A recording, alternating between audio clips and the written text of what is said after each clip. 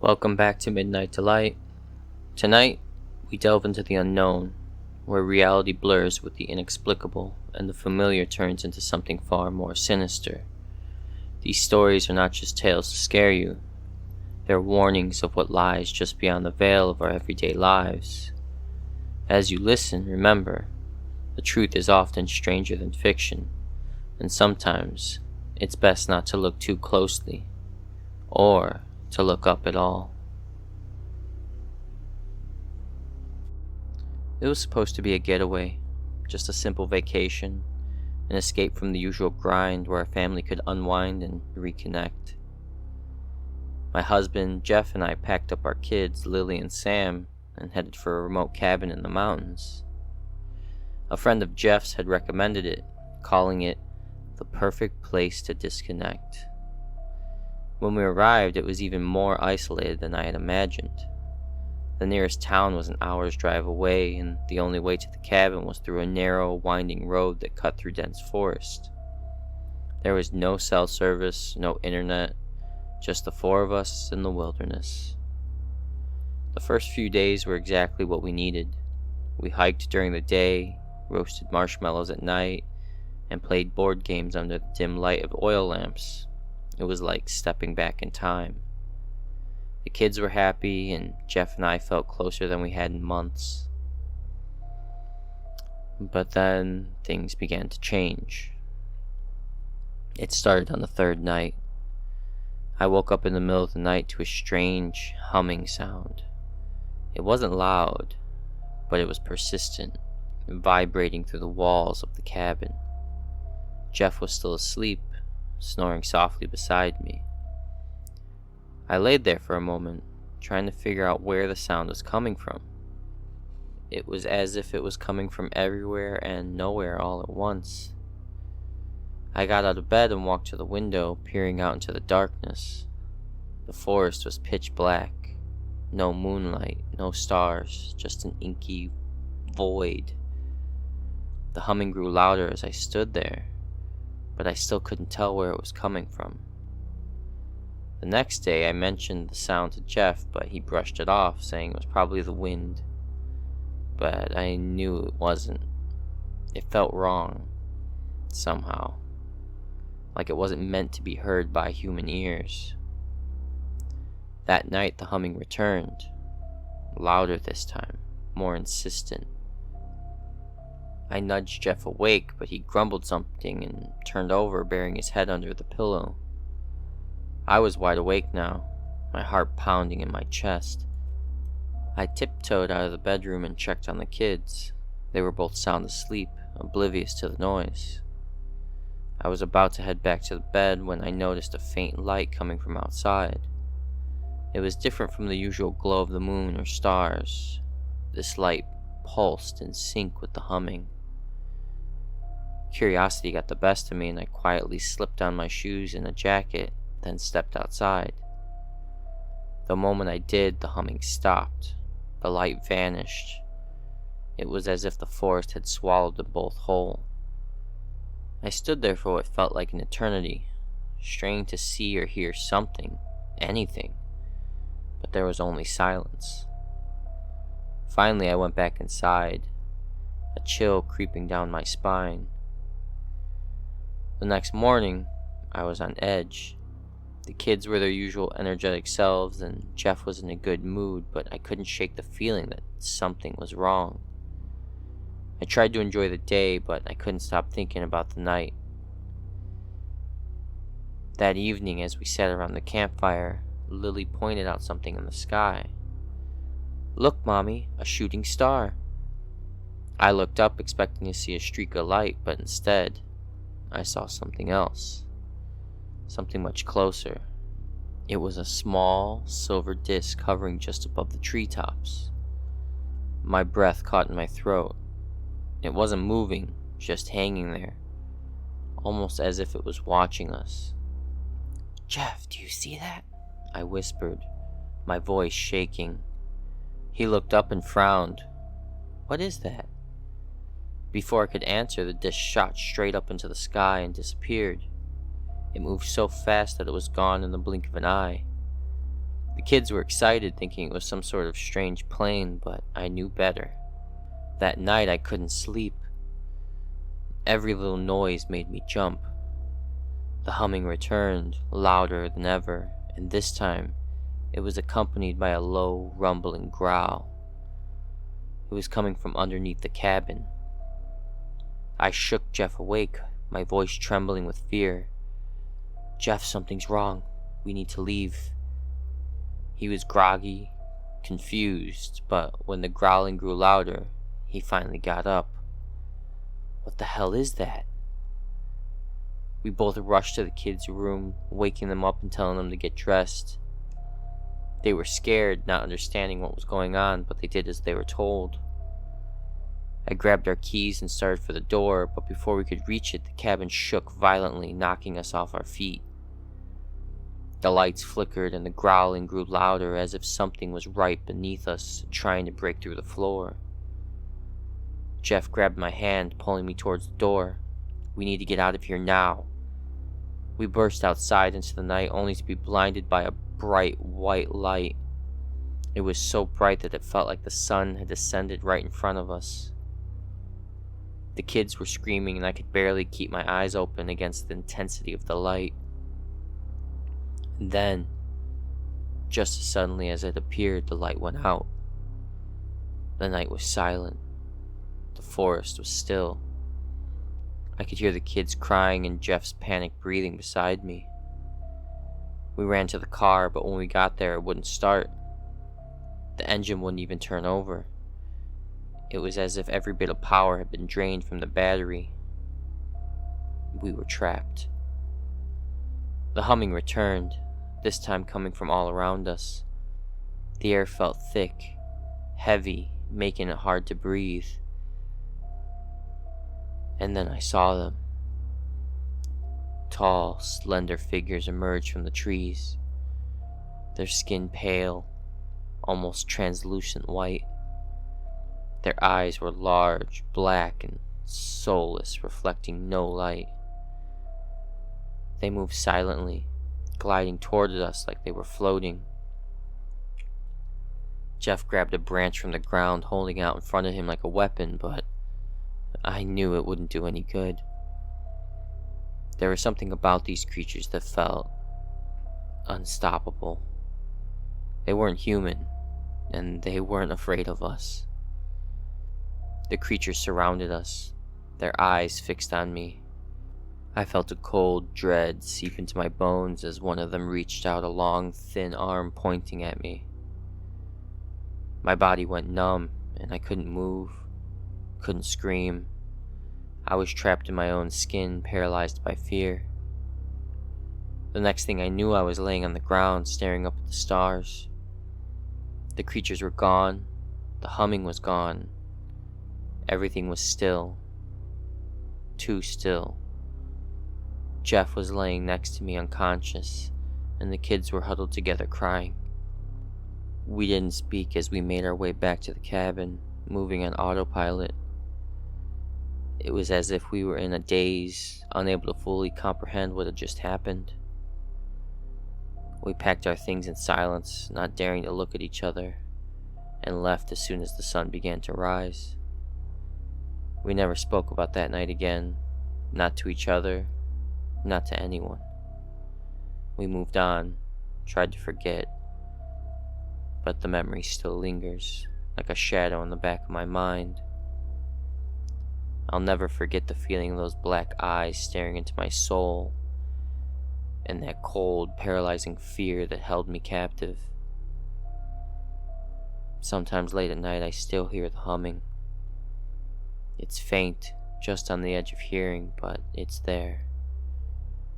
And I know that somewhere out there in the darkness, they're still watching.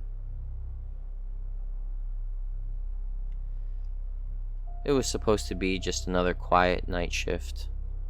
I've been working the railways for almost 20 years, and I've seen my share of strange things, but nothing, and I mean nothing, prepared me for what happened that night.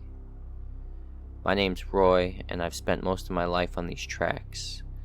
My job is simple: make sure the lines are clear, Signals are working and the trains run smoothly. I've always liked the night shifts, the calm and quiet with only the hum of the rails and the occasional distant train whistle breaking the silence. That night, I was working out near a section of track that cut through the middle of nowhere. The closest town was miles away, and the only light came from the full moon overhead. It was just me, my lantern, and the never-ending stretch of steel and wood. I was doing my rounds, checking the tracks, when I noticed something strange up ahead. There was a light, a bright, unnatural light, hovering over the tracks about a quarter of a mile down. It wasn't the headlights of a train or the glow of a signal. This light was different, more like a pulsating orb hovering just above the rails. Curiosity got the better of me and I started walking towards it. As I got closer, I noticed that the air around me felt heavier, like the pressure was changing. It was harder to breathe and the hairs on the back of my neck stood up. The light was mesmerizing, pulsing in slow, rhythmic patterns. It was almost like it was drawing me in, pulling me toward it. I stopped about 50 yards away, realizing I was too close. My instincts told me to turn back, to get out of there, but I couldn't move. My feet felt rooted to the ground. Then, just as suddenly as it appeared, the light vanished. The air around me snapped back to normal and I was left standing there, staring at the empty tracks, my heart pounding in my chest. I shook my head, trying to clear the fog that had settled in my mind. Maybe it was a trick of the light, I told myself. Maybe I was just tired. But I knew better. I've been around long enough to know when something isn't right. I radioed back to the station, but the line was dead. No static, no crackling, nothing. It was like the radio had been cut off completely. I decided to head back to the station. The walk felt longer than usual, like the tracks were stretching out beneath me, keeping me from getting away. I kept glancing over my shoulder, half expecting the light to reappear. But the night was dark and silent. When I finally got back to the station, everything looked normal. The old brick building stood there like it always had, a lonely outpost in the middle of nowhere. But something still felt off. The lights inside were flickering, casting eerie shadows across the walls. I stepped inside, calling out to Dave, the night operator who was supposed to be on duty. No answer. The station was empty. The only sound was the hum of the old fluorescent lights overhead. "Dave?" I called again, my voice echoing through the empty room. Still nothing. I walked over to the control panel to check the signals. Everything looked normal, but the unease in my gut wouldn't go away. That's when I noticed the door to the maintenance room was slightly ajar, a faint light spilling out from the inside. I pushed the door open and froze. Dave was there. But he wasn't alone. He was standing in the middle of the room, his back to me, staring up at something or someone. The light in the room was dim, but I could see them. They were tall, too tall, with long, spindly limbs and skin that shimmered like metal. Their heads were large, almost too big for their bodies, with dark, hollow eyes that seemed to absorb all the light around them. I wanted to scream, to run, but I couldn't move. I was trapped, watching in horror as one of the creatures reached out a long, thin arm toward Dave. He didn't move, didn't even flinch as they touched his forehead. I watched in sick fascination as Dave's eyes rolled back into his head, his body going slack like a puppet with its strings cut. The creature turned its gaze towards me and I felt a cold dread settle in my chest. Those eyes. They weren't just looking at me. They were looking through me, into me. I knew I was next. I don't know how I managed to move, but somehow I did. I turned and bolted out the room, my heart pounding so hard I thought it might burst. I could hear them behind me, the sound of their long, thin legs scraping against the floor. I ran out of the station and into the night, my breath coming in ragged gasps. I didn't stop until I reached the tracks, the steel rails stretching out before me like a lifeline. The cold night air burned my lungs, but I didn't care. I had to get away. But then I heard it. The humming. The same low vibrating hum that I heard earlier. It was louder now, closer. I looked up and saw the light again, hovering just above the tracks. It was bigger this time, brighter, and I knew I couldn't escape it. The light engulfed me, and for a moment everything went white.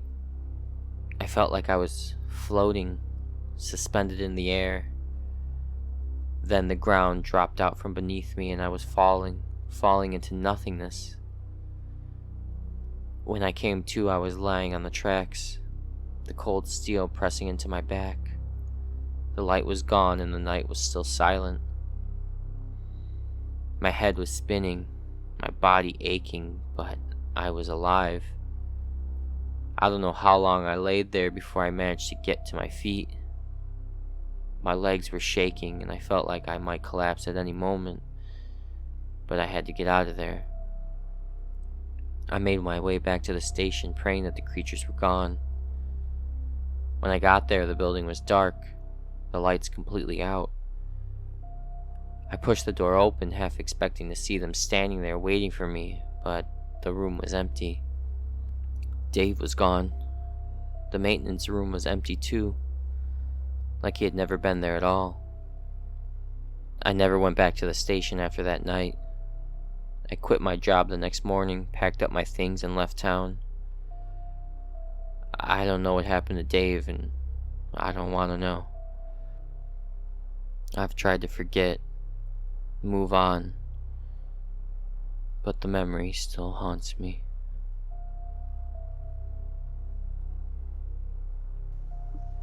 Hello everyone. I've got a story to tell, and it kind of starts out the same way everyone else's does. It was supposed to be just another summer getaway, a break from the everyday life. My husband Tom and I took our two kids, Ellie and Jake, up to the cabin in Michigan. The place had been in Tom's family for years, nestled deep in the woods near a small lake. It was secluded, peaceful, and just what we needed. We arrived late in the afternoon, the sun casting long shadows over the pine trees as we unloaded the car. The cabin itself was old but well kept, with creaky wooden floors and a fireplace that had seen countless winters. Ellie and Jake ran off to explore the area while Tom and I settled in.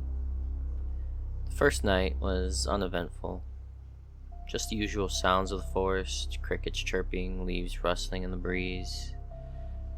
But then on the second night, things started to get strange. It was around midnight when I woke up to a noise. At first, I thought it was just the wind, but then I heard it again. It was a low, electrical humming sound, like an electrical current running through the air. I nudged Tom awake, but he just mumbled something and turned over. I lay there, straining to listen, but after a few minutes the sound faded away. I chalked it up to the cabin settling or some distant machinery and forced myself back to sleep. The next day, everything seemed normal. We spent the day at the lake, swimming and fishing, and by evening we were all exhausted. After dinner, we sat around the fire pit, roasting marshmallows and telling stories. Jake, always the little prankster, tried to spook his sister with tales of the Michigan monster that supposedly lived in the woods. Ellie rolled her eyes, but I could tell she was a little unnerved.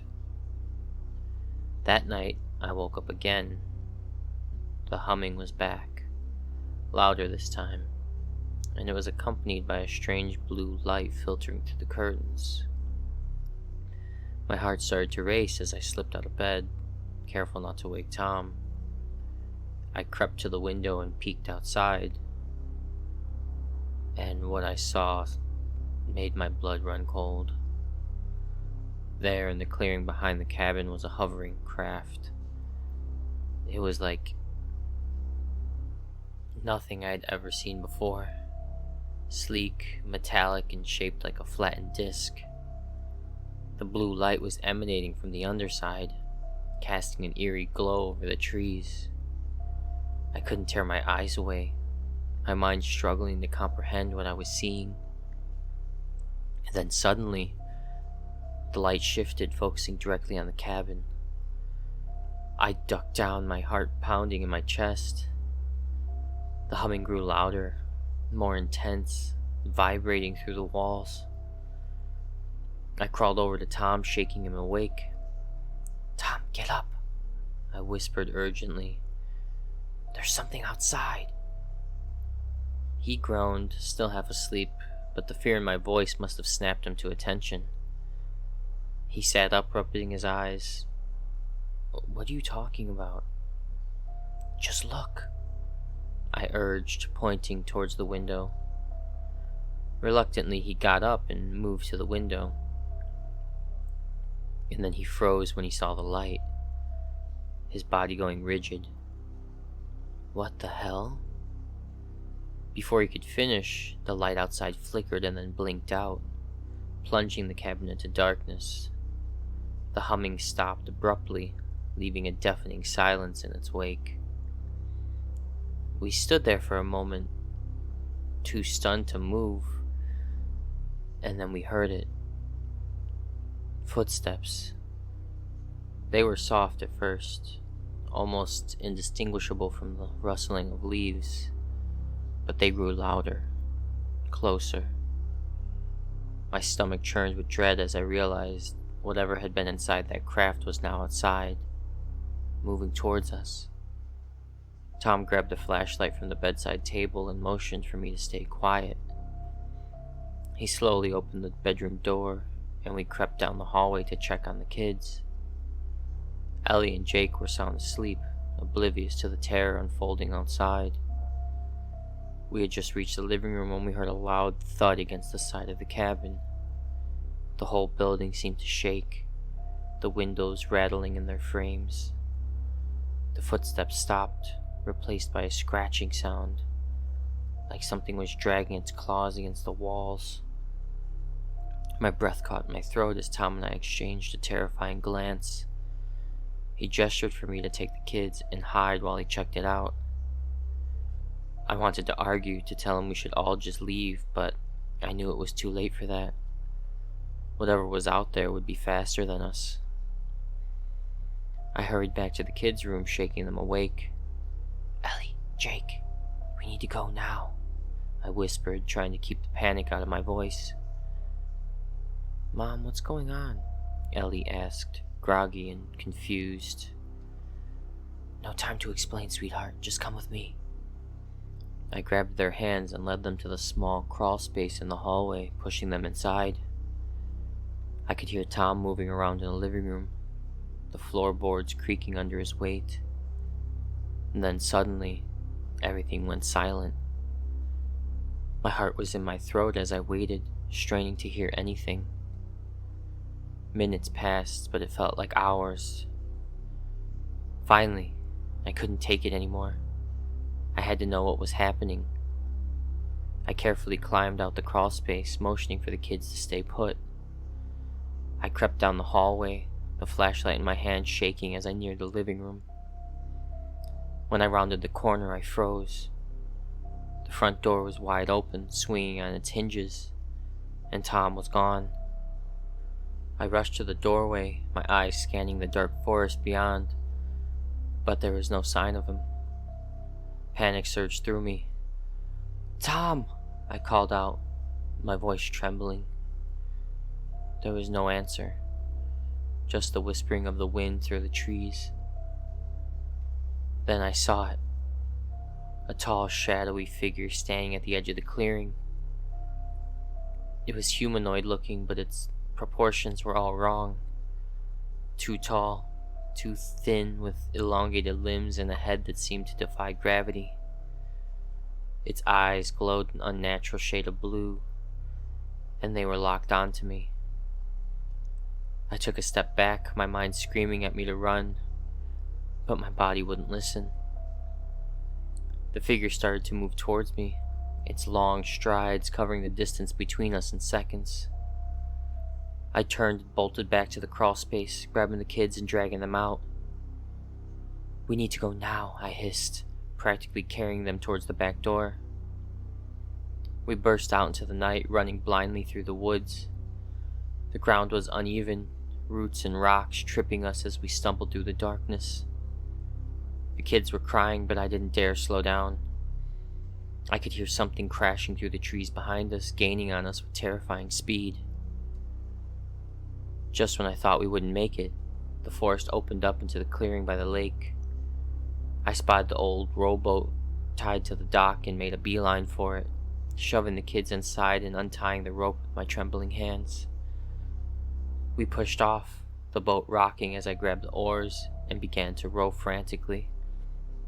The water was calm, but every splash of the oars seemed to echo through the still night.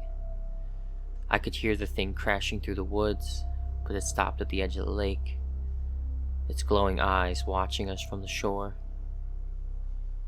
For a moment, I thought we were safe, but then the water beneath us started to ripple, the surface churning as something massive was moving beneath. The boat rocked violently and I nearly lost my grip on the oars.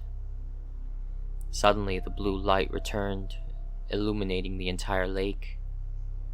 I looked up and saw the craft hovering above us, its beams of light searching the water. The humming was so loud now, it felt like my head was going to explode. The kids were screaming, clinging to each other in terror. I rowed harder, but it was no use. The light locked onto us, and the boat lifted out of the water, pulled up into the air by an unseen force. I felt weightless, helpless as we were drawn closer to the craft. The light was blinding, the humming deafening. I could feel the pressure building in my head, my vision blurring as we were pulled higher and higher. And then, everything went black. When I woke up, we were back in the boat, drifting in the middle of the lake. The craft was gone, the night still and silent once more. The kids were unconscious, but alive. I checked them over, relieved to find they were unharmed. I rowed back to shore, my mind numb with shock. We found the car where we'd left it and drove away from the cabin, away from the woods, away from whatever had taken Tom. We never saw him again. The authorities searched the area, but they found no trace of him, no sign that he'd ever been there. They said he must have gotten lost in the woods, but that wasn't true. Something took him, something not of this world. And now every night I lie awake, waiting, listening, because I know they're still out there, somewhere, watching, waiting, and I know that one day they'll come back for us. You've just taken a journey into the heart of terror, where the unimaginable becomes all too real. As you return to the comfort of your world, remember that the shadows hide more than just darkness. Here at Midnight Delight, we explore the unknown, and who knows what might be waiting for you in the night. If these stories have left you unsettled, you are not alone. But if you crave more, be sure to subscribe and join us again, where nightmares come to play, and fear is just the beginning. Until next time, keep your lights on, and whatever you do, don't look up.